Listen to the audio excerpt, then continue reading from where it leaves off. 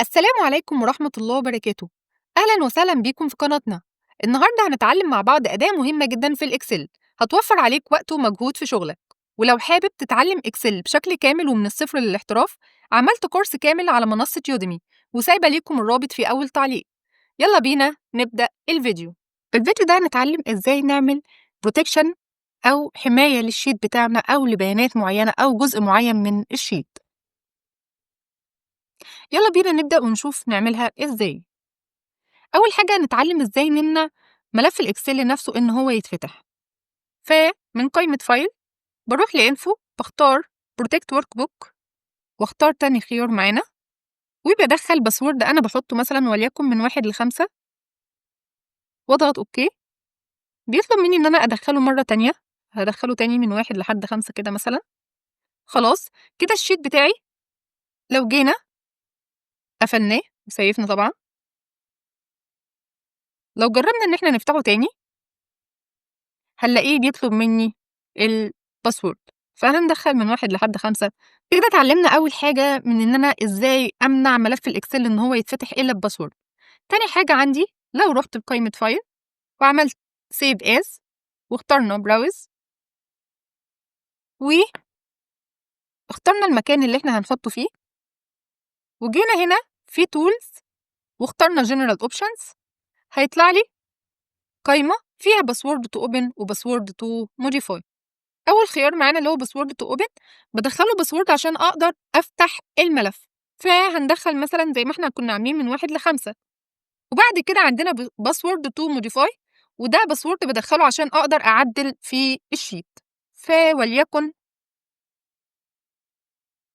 هندخله مثلا من 1 أو 4 أصفار. لو حد دخل من غير ما يعرف الباسورد بتاع الموديفاي مش هيقدر يعدل، هيبقى ريد اونلي بس بالنسبة له. خلينا نضغط اوكي، طلع لي قايمة ان انا ادخل تاني الباسورد بتاع الموديفاي، فهندخله ال4 أصفار واضغط اوكي واخترنا الديسكتوب وهعمل له سيف. انا هربلسه هنا فتمام، هقفله وارجع افتحه تاني من الديسكتوب، فطلع لي اهو قايمة دخل الباسورد، فهندخل الباسورد بتاع الاوبن عادي اللي هو من 1 لحد 5 واضغط اوكي. بعد كده طلع لي القايمة التانية ان هو عاوز الباسورد بتاع الموديفاي والا هيبقى ريد اونلي، فهندخل 1 2 3 4 واضغط اوكي. خلاص اقدر دلوقتي اعدل عادي. كنا نجرب. لو انا دلوقتي فتحته اهو دخلت الباسورد عادي اللي هو من 1 ل5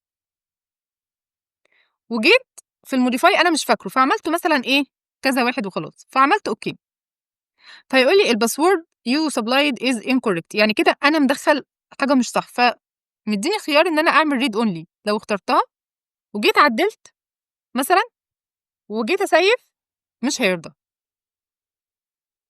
لان هو ريد اونلي.